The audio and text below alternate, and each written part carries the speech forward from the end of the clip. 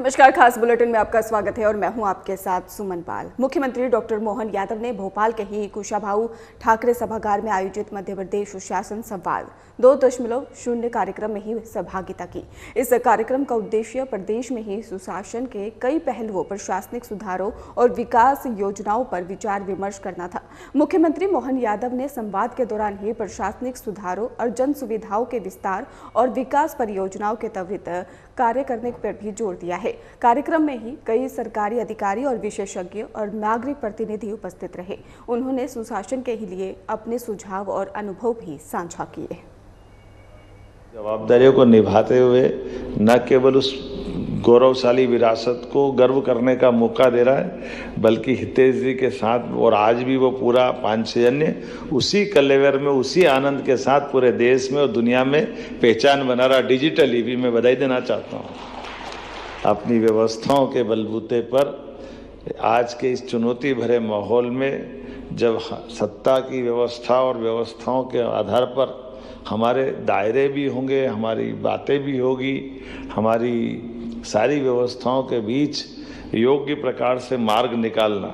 तो जब मध्य प्रदेश की बात आती तो मैं मान के चलता हूँ कि आपने वो लघु फिल्म तो बताई दी, हमारे जैसे कार्यकर्ताओं को भी सहेज कर समेज करके जिस प्रकार से हम अपनी सत्ता की व्यवस्था केवल सत्ता के लिए नहीं, सत्ता के माध्यम से व्यवस्थाओं में बदलाव करके आम से आम जनता के सुख के लिए जो कर सकते हैं उस दिशा में लगातार चलने का हमारी सरकार ने भी प्रयास किया है। मुझे ऐसी कई सारी बातों को कहने के लिए लंबा समय लगेगा, लेकिन छोटी छोटी कुछ बातें करके ही मैं अपनी बात ख़त्म कर लूँगा, क्योंकि मूलतः मैं आकर के आपके बीच उपस्थित ही रहना चाहता था। मुझे इस बात का आनंद भी है कि हमने अपने इस मार्ग को, इस सरकार की व्यवस्थाओं को जब बनने के बाद कदम बढ़ाना प्रारंभ किए, तो राज्यों के साथ पड़ोसी राज्यों के लिए एक देश के अंदर ये गलत परंपरा थी कि राज्य की व्यवस्थाओं के जो परमात्मा की दी हुई प्राकृतिक संपदा हमारे पास है, जल, जंगल, जमीन, ये जो हमने कल बिरसा मुंडा जी के माध्यम से जो सीखा है, 20-25 साल से राजस्थान के साथ पार्वती कालीसिंध चंबल योजना का हमारा पानी के बंटवारों को लेकर के मुकदमा चल रहा, हाई कोर्ट, सुप्रीम कोर्ट। तो हमने कहा ये कैसे हो सकता है, राजस्थान भी तो हमारा ही भाई है। अब ये बात सही कि राजस्थान में जल की कठिनाई ज़्यादा है, तो हमारे पास जल की संपदा 250 से ज़्यादा नदियां हैं, नदियों का मायका है मध्य प्रदेश। तो थोड़ा पानी ज़्यादा दे दो तो क्या फ़र्क पड़ जाएगा, और कहाँ कोई झंझट है। तो हमने कहा कोई दिक्कत नहीं, हमारा मन तो राजस्थान के 13 जिलों में, जैसे ही ये माननीय मोदी जी ने वास्तव में स्वयं उपस्थित होकर के और उस बात के लिए न केवल उनने पुष्टि की, बल्कि उनने मंच से भी इस बात की तारीफ की क्या ये आज का समय, बोले ये हमारे दल की सरकार बनने के बाद दृष्टिकोण क्या होना चाहिए, ये दृष्टिकोण वर्तमान में देश के आधार पर दिखाई देगा। जब दूसरे दलों की सरकारें होती तो राज्य के अंदर एक ही कांग्रेस सरकार थी, लेकिन कांग्रेस की सरकार में कर्नाटक, तमिलनाडु, आंध्र और आपस में उनके किस प्रकार के संबंध होते हैं। लेकिन हमारे दलों के अंदर परस्पर भाईचारा कैसे हो, परस्पर सौहार्दपूर्ण संबंध कैसे बने, एक दूसरे के राज्य की बेहतरी के लिए। तो केवल वो नहीं, फिर केन बेतवा एक हमारा ताप्ती मैया के साथ जुड़ रहा है, अभी चित्रकूट की तरफ भी कदम बढ़ रहा है। हमारी मंदाकिनी में केन बेतवा का जो पानी आएगा तो वास्तव में वो क्षेत्र भी अलग प्रकार से हो जाएगा। इतना ही नहीं, अपने यहाँ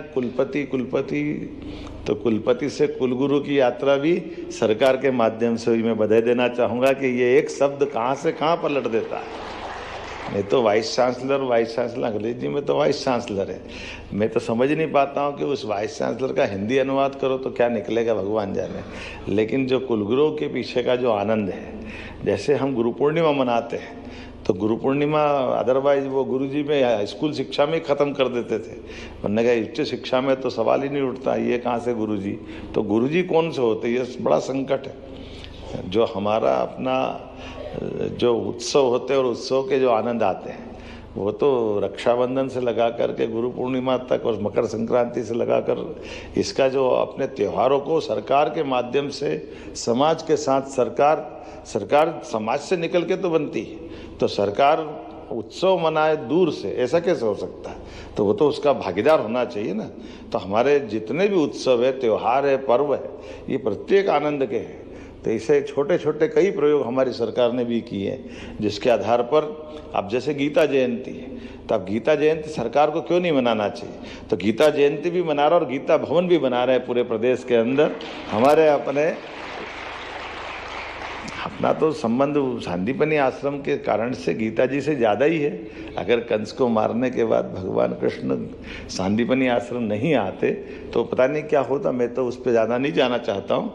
लेकिन सांदीपनी आश्रम में आने के बाद 64 कला, 14 विद्या, सारे वेद, जो मैंने प्रारंभ में बात कही, एक विद्यार्थी के जीवन में कितना बदलाव आता है और शिक्षा क्या महत्व रखती है, ये उसी से तो रेखांकित होता है। और एक तरफ जब हम इसकी बात कर रहे हैं तो ऐसे कई और बहुत सारी चीज़ें भी चला रहे हैं, जैसे सौर आधारित ऊर्जा। अपना तो सौर मंडल में नवग्रह में सूर्य आधारित तो संस्कृति है, और ऐसे में हमने कहा कि किसानों के लिए नवकरणीय ऊर्जा के बलबूते पर उनके अपने किसानों के 32 लाख किसानों के लिए हमने तय किया है कि वो अपने सोलर पंप खुद लगा करके बिजली विभाग से अपनी आत्मनिर्भरता बना लें, उनको कोई ज़रूरत नहीं। और इसके आधार पर हमारी जो लगा 18-20 हज़ार करोड़ की सब्सिडी है, वो बजट में भी हम उस काम को विकास के मामले में लगाएंगे।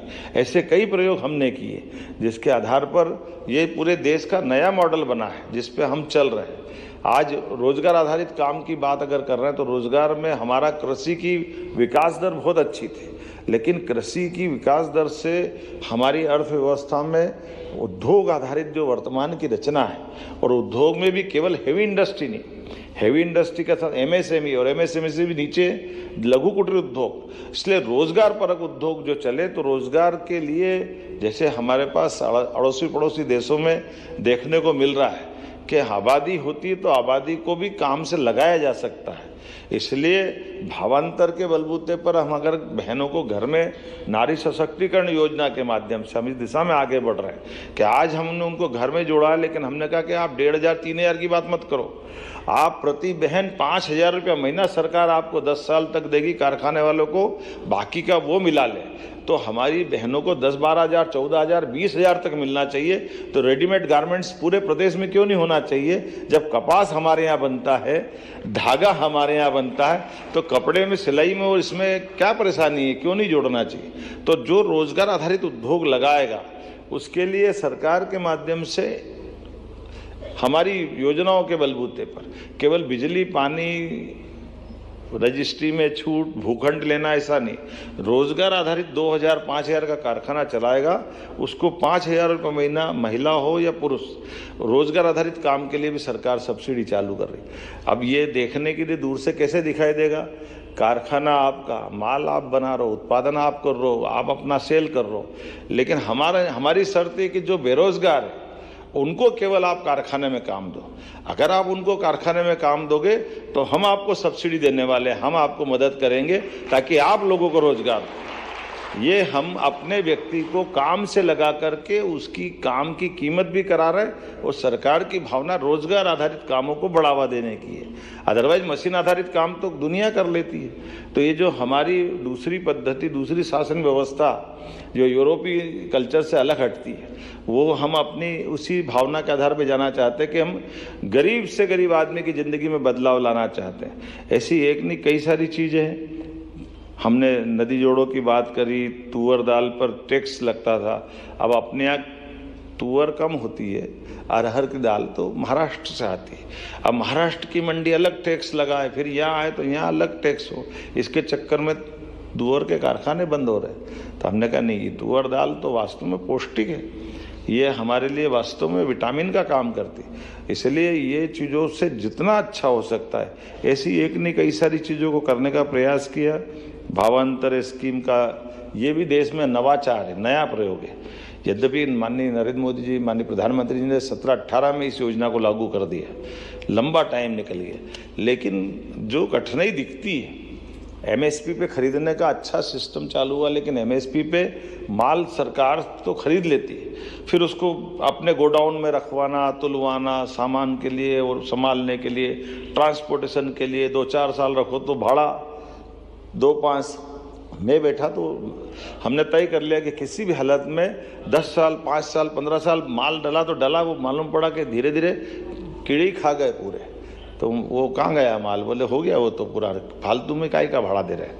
हमने तय कर दिया इस सीमा के बाहर नहीं जाना चाहिए, और अब तो ये तय किया भावांतर से वो अपने ढंग से बेच ले। तो आज अकेला बताना चाहूँगा कि हमारे अभी आज सोयाबीन का अगर हमने भावांतर का रेट दे रहे हैं तो लगभग 4000 के आसपास में हमने अपनी किसान को उपज बेचने का मॉडल रेट तय करवाया, तो 5300-2800 का भाव था, तो 4008 का रुपया उसको मॉडल रेट में गया, तो 1320 रुपया प्रति किसान को हम दे रहे हैं। लेकिन ये भी बड़ा आनंद है कि इसमें मोदी जी 800 रुपये मिला रहे हैं, 500 रुपये हमको लग रहा है। लेकिन केवल इतना ही बताना चाहेंगे कि अगर ये हम अपना पूरा माल अपन एमएसपी पे खरीदते तो हमको 2000 करोड़ रुपया भाड़े के लिए रखना पड़ता अलग से, जो पूरा बच रहा है।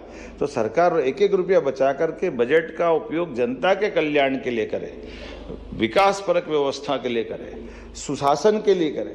मुझे गर्व है कि पूरे देश में एकमात्र राज्य अपना मध्य प्रदेश है जो इस दिशा में आगे बढ़ा, जो बाकी केस स्टडी बन करके पूरे देश से भारत सरकार ने भी दल भेजा है, और 5 राज्यों के लोग अलग अलग प्रकार से हमारी इन व्यवस्थाओं को समझने आए।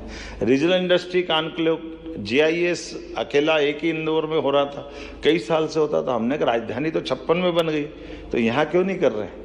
राजधानी है, नया होना चाहिए। मुझे गर्व है कि यशस्वी प्रधानमंत्री पहली बार एक दिन पहले आकर के हमारे ऐसे जीआईएस में भी शामिल हुए, और 30 लाख करोड़ के निवेश के बड़े कामों के साथ, और ऐसे एक नहीं, उसके साथ साथ जो हम अपनी इंडस्ट्रियों की जिस दिन की हम अपने भूमि पूजन लोकार्पण करा रहे हैं, तो लगभग आज की स्थिति ये है कि हमारे पास अधिकांश स्थान पर लगभग 8 लाख करोड़ के निवेश के प्रस्ताव जमीन पे उतार करके 6 लाख के तो भूमि पूजन लोकार्पण करके हमने उस पर काम चालू करा दिए। और अब प्रधानमंत्री जी से, माननीय गृह मंत्री जी से टाइम ले रहे हैं कि आप आओ तो एक दिन में 2 लाख 2.5 लाख का एक साथ भूमि पूजन लोकार्पण कराएंगे हमारे राज्य के साथ। पूरे देश में सबसे तेज गति से निवेश संवर्धन के कामों को बढ़ाते हुए 24% की ग्रोथ रेट से हम चल रहे हैं। ऐसी एक नहीं, लक्ष्य भी ऐसे तय कर लिया कि सरकार में बैठे तो ठीक है, लेकिन सरकार के माध्यम से योजनाओं को बंद नहीं करेंगे, लेकिन जो चली हुई योजना के अलावा हमारी ग्रोथ को कितनी तेजी से ले जाएगी, तो बजट को 5 साल में डबल करेंगे। इसलिए वो ग्रोथ रेट मेंटेन करते हुए प्रत्येक विभाग को टारगेट भी बड़े बड़े दे रहे हैं, और कई नवाचार भी नए साथ करते जा रहे हैं। जैसे देश के अंदर पहली बार ऐसा हो रहा है कि मेडिकल कॉलेज खोल रहे हैं, लेकिन मेडिकल कॉलेज में आमतौर पर मेडिकल कॉलेज के लिए हॉस्पिटल अलग, रेगुलर हॉस्पिटल चल रहा है वो अलग, उसके कैंपस में वो 1000-4000 करोड़ का पूरा खर्चा खड़ा करो, और फिर वो मेडिकल कॉलेज में भर्ती हो रही नहीं हो रही, बहुत सारी झंझट थी। हमने कहा थोड़ा संशोधन कर देते हैं, मेडिकल कॉलेज के लिए हम हॉस्पिटल दे देंगे चला हुआ, जिसमें डॉक्टर भी है, मरीज भी है, पैरामेडिकल स्टाफ भी है, सारा सिस्टम बना हुआ है। और 10 साल के लिए मेडिकल कॉलेज वाले से कहेंगे तुम अपना इस हॉस्पिटल को रख लो, और 2 साल में आप 2 साल बाद अपना बड़ा हॉस्पिटल बना लेना, 10 साल तक आप रहना, तनख्वाह उनका सारा खर्चा हम करते रहेंगे। अब केवल हॉस्पिटल तो हमारा आज भी चल रहा है, लेकिन हमारा हॉस्पिटल देने से आज स्थिति क्या बनी, बैतूल हमारा मेडिकल कॉलेज चला गया, धार हमारा मेडिकल, केवल हॉस्पिटल दे रहा है। अब मेडिकल कॉलेज को खड़ा करने का सारा पैसा जो प्राइवेट सेक्टर पीपी मॉडल पे ला रहा है वो जा रहा है। ऐसे करके 4 पहले के और अभी 9 फिर लगा दिए हमने। तो प्रत्येक स्थान पर मेडिकल कॉलेज नीचे तक कैसे पहुंचे। एग्रीकल्चर कॉलेज, कृषि आधारित हमारा राज्य है, तो कृषि आधारित राज्य के अंदर पहले केवल कृषि आधारित एक विषय का, एक कोर्स का एक कॉलेज खोलो। 2 यूनिवर्सिटी हमारे पास थी, ग्वालियर में और जबलपुर में। हमने कहा इसके बजाय सारे विश्वविद्यालयों के अंदर बीएससी एग्रीकल्चर खोलो। हाँ, पैरामीटर्स वो रखो जो भारत सरकार के उच्चतम मापदंड है, तो इस आधार पर जो कोर्स हो सकते हैं, परमात्मा चाहेगा तो इस दिशा में और भी बहुत सारे काम करेंगे। आज समय की कमी है, उम्मीद करूँगा केवल एक बात बोलकर, निमाड़ में कपास हमारे आदिवासी अंचल में होता है 13 जिलों के अंदर, लेकिन जो भी कुछ कारण रहा, कांग्रेस के ज़्यादा पाप है उसमें। तो कांग्रेस ने यहाँ हमारे जितने कॉटन आधारित बड़ी बड़ी मिलें थी, इंदौर, उज्जैन, ग्वालियर, रतलाम, एक एक करके वो पुरानी टेक्नोलॉजी और पता नहीं किस किस कारण से वो सारे मिल बंद होते गए। अब हमारा कॉटन तक मुख्यमंत्री मोहन यादव वृंदावन के ही बागेश्वर धाम पहुंचे और वहां पर ही आचार्य धीरेन्द्र कृष्ण शास्त्री की सनातन हिंदू एकता पदयात्रा में ही शामिल हुए। और इस अवसर पर ही मुख्यमंत्री मोहन यादव ने पदयात्रा के महत्व पर प्रकाश डालते हुए समाज में ही एकता और सहिष्णुता बनाए रखने की भी अपील की है। पदयात्रा में ही स्थानीय श्रद्धालु और पदयात्रा के ही सहभागी शामिल हुए हैं, जिन्होंने सामूहिक रूप से ही धार्मिक और सांस्कृतिक संदेश को आगे बढ़ाने का संकल्प लिया है। इसके साथ ही कार्यक्रम के दौरान ही सामाजिक सद्भाव और सांस्कृतिक मूल्य को भी बनाए रखने पर विशेष जोर दिया गया है।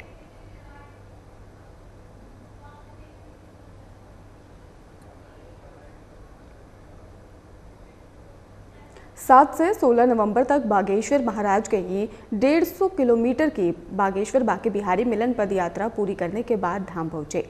धाम की सीमा के जैसे ही उन्होंने प्रवेश किया है, वहां पर पुष्प वर्षा और डीजे ढोल नगाड़ों के साथ ही उनका जोरदार स्वागत किया गया। यात्रा सफलतापूर्वक संपन्न होने के बाद ही यहां पर सुबह ही जैसे ही बागेश्वर महाराज बागेश्वर धाम गढ़ा की ही सीमा में दाखिल हुए, श्रद्धालु भक्तों ने डीजे ढोल नगाड़े बजाने शुरू कर दिए, पुष्प वर्षा जो है वो करनी शुरू कर दी। उनका जोरदार स्वागत किया गया।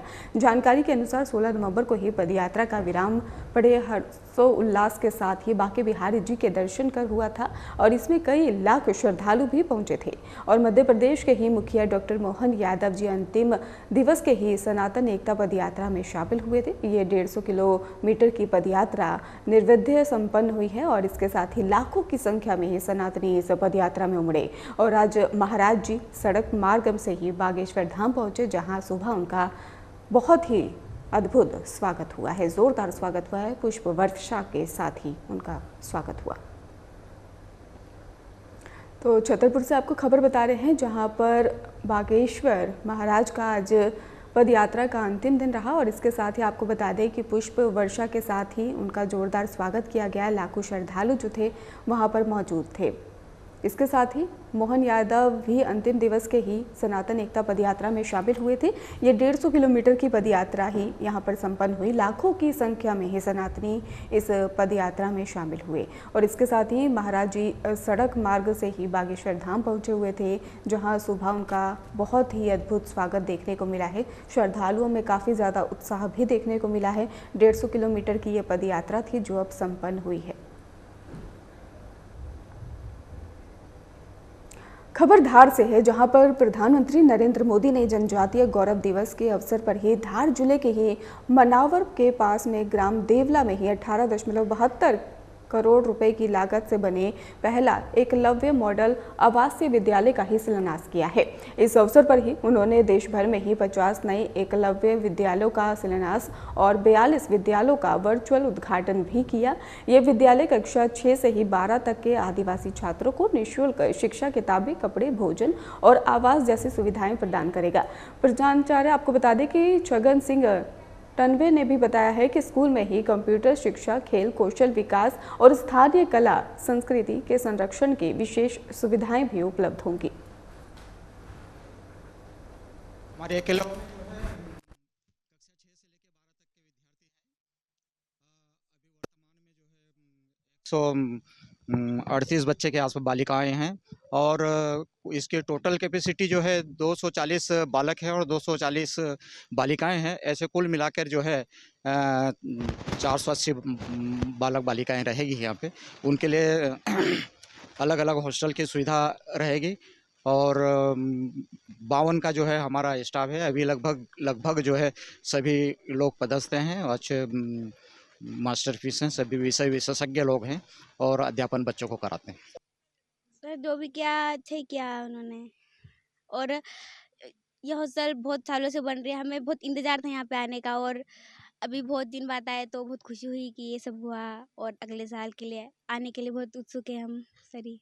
बस मैं धन्यवाद कहना चाहती हूँ मोदी जी को। उन्होंने हमारी स्कूल बनवाई, क्योंकि हम जब पहले रहते थे वहाँ बहुत कम जगह थी, हम बहुत अच्छे से नहीं रह पाते थे। अब आज अच्छा लग रहा है, आज ओपनिंग हो गई है, कुछ दिन बाद आप भी जाएंगे यहाँ। खबर छतरपुर से है, जहां पर राष्ट्रीय स्वयं सेवक संघ के शताब्दी वर्ष पर ही विद्या भारती के ही सप्तशक्ति संगम कार्यक्रम सरस्वती उच्चतर माध्यमिक विद्यालय राजा कॉलोनी में आयोजित किया गया। कार्यक्रम का उद्देश्य महिला सशक्तिकरण को बढ़ावा देना था और मुख्य अतिथि बीजेपी प्रदेश मंत्री अर्चना गुड्डू सिंह और विशिष्ट अतिथि भाग्यश्री नातू जी और इसके साथ ही अध्यक्ष प्रीति अग्रवाल रही है। कार्यक्रम में बड़ी संख्या में ही महिलाएं उपस्थित थी और कार्यक्रम में ही सामाजिक समरसता, कुटुंब प्रबोधन और पर्यावरण संरक्षण, स्वबोध और नागरिक कर्तव्यों पर विचार साझा किए गए हैं। आपको बताते चलें कि संयोजिका साधना दीक्षित ने भी अतिथियों का ही स्वागत किया और इसके साथ ही जबकि कार्यक्रम का संचालन अनुराधा कटारे ने भी किया है।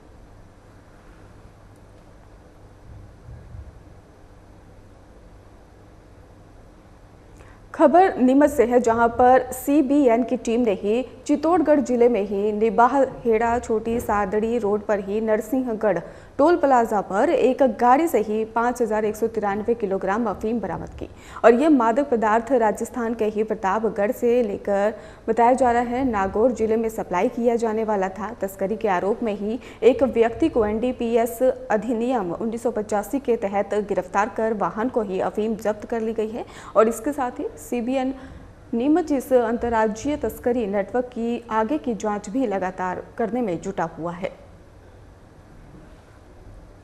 तो नीमच से आपको खबर बता रहे हैं, जहां पर चित्तौड़गढ़ टोल पर यह कार्रवाई की गई है। आपको बताते चले कि यहां पर बड़ी कार्रवाई के दौरान ही बताया जा रहा है कि तस्करी की जा रही थी, जिसमें कि अब जांच पड़ताल भी की जा रही है और इसके साथ ही निबाहेड़ा छोटी सादगी रोड पर ही नरसिंहगढ़ टोल प्लाजा पर ही बताया जा रहा है गाड़ी से 5193 किलोग्राम अफीम बरामद की गई थी, जिसका अब पुलिस द्वारा ही खुलासा कर दिया गया है और इसके साथ ही तस्करी के और नेटवर्क का भी खुलासा करने की जो जांच है वो लगातार जारी है।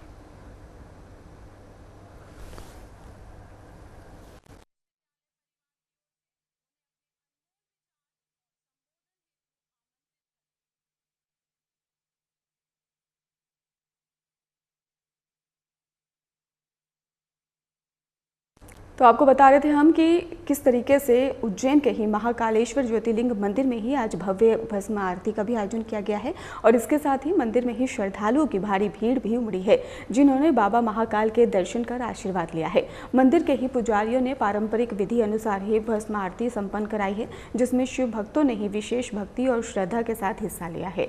इस अवसर पर ही मंदिर परिसर में विशेष सुरक्षा व्यवस्थाएं भी देखने को मिली है। इसके साथ ही आपको बता दें कि सुरक्षा व्यवस्था को लेकर भी श्रद्धालुओं में काफी ज्यादा उत्साह यहां पर देखने को मिला। भारी संख्या में श्रद्धालु मंदिर परिसर में पहुंचे हुए थे।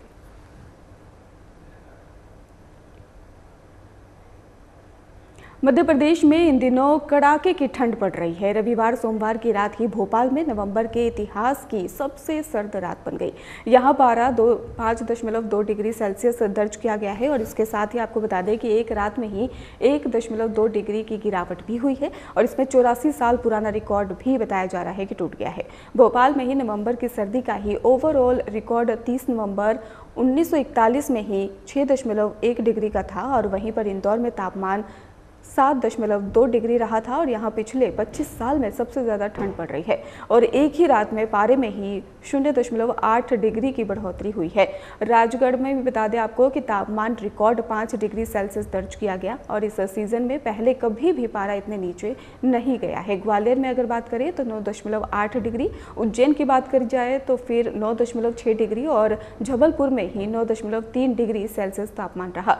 मौसम विभाग के अनुसार ही फिलहाल मध्य प्रदेश में ही रात का पारा 12 डिग्री सेल्सियस से कम चल रहा था। आपको बता दें कि अगले 2 दिन तक ही कई जिलों में शीतलहर का भी अलर्ट है और इसके बावजूद कई जिलों में स्कूली के जो टाइम है उसको भी नहीं बदला गया है और ऐसे में बच्चे ठिठुरते हुए स्कूल जाते हुए नजर आ रहे हैं। अभिभावकों का भी साफ तौर पर कहना है कि सर्दी में स्कूल जाने की वजह से ही बच्चे बीमार हो रहे हैं और इसके साथ ही उन्होंने कहा है कि खांसी से बच्चों को परेशानी का सामना करना पड़ रहा है। जिला प्रशासन को स्कूल लगने का समय अब बढ़ाना चाहिए, ऐसा उनका निवेदन है।